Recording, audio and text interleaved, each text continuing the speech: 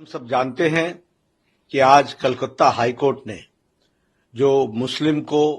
OBC का आरक्षण यानी ओबीसी कोटा सब कैटेगरी में जो आरक्षण दिया जा रहा था उसको कलकत्ता हाई कोर्ट ने निरस्त कर दिया है। साथ ही साथ जो ओबीसी सर्टिफिकेट वेस्ट बंगाल में मुस्लिम्स को दिया जा रहा था 2010 से लेकर के 2024 तक, उसको भी हाई कोर्ट ने निरस्त कर दिया है। ये दोनों ही जजमेंट्स, ये दोनों ही जो फैसले आए हैं, ये बताता है कि किस तरीके से ममता सरकार गैर संवैधानिक तरीके से, अनकॉन्स्टिट्यूशनल तरीके से तुष्टीकरण की नीति को आगे बढ़ा रही थी और एक तरीके से कहा जाए तो मुस्लिम लीग के एजेंडा को आगे बढ़ा रही थी। प्रधानमंत्री मोदी जी ने इस चुनाव में बड़े स्पष्ट शब्दों में इस विषय को उठाया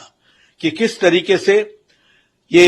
इंडी गठबंधन, ये घमंडिया गठबंधन, ये ममता, ये राहुल गांधी, ये बाकी सारे टोला जो है, ये किस तरीके से घमंडिया गठबंधन के तहत एक तुष्टीकरण की नीति और तुष्टीकरण के साथ साथ ये सब लोग संविधान की धज्जियां उड़ा रहे हैं। संविधान में साफ लिखा है कि धर्म के आधार पर आरक्षण नहीं होगा, लेकिन यह सब लोग मुस्लिम लीग का एजेंडा, जिस मुस्लिम लीग के एजेंडे के कारण भारत का विभाजन हुआ, उसी को फिर से आगे बढ़ाने का काम ये सारा घमंडिया गठबंधन कर रहा है और तुष्टीकरण की नीति को आगे बढ़ा रहा है। हाई कोर्ट के फैसला आने के बाद तुरंत ही ममता जी ने कहा कि मैं न मानूंगी। ये क्या संविधान से ऊपर है? ये संविधान को संभालना इनका काम नहीं है, संविधान की रक्षा करना इनका काम नहीं है। ममता जी ने संविधान की रक्षा की शपथ लेकर के वो मुख्यमंत्री बनी है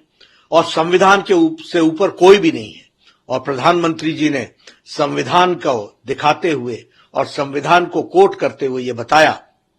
कि धर्म के आधार पर इस देश में किसी को आरक्षण नहीं मिलता है।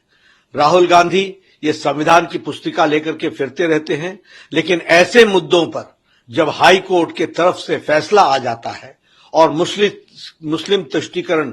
का पर्दाफाश होता है और मुस्लिम तुष्टीकरण स्पष्ट इन लोगों के एक्टिविटीज के द्वारा, इनके कार्यकलापों के द्वारा स्पष्ट दिखता है, तो ये चुप्पी साधते हैं। ऐसे लोगों को इस चुनाव में भारत की जनता और पश्चिम बंगाल में ममता को पश्चिम बंगाल की जनता सबक सिखाएगी, ये मैं कहना चाहता हूं।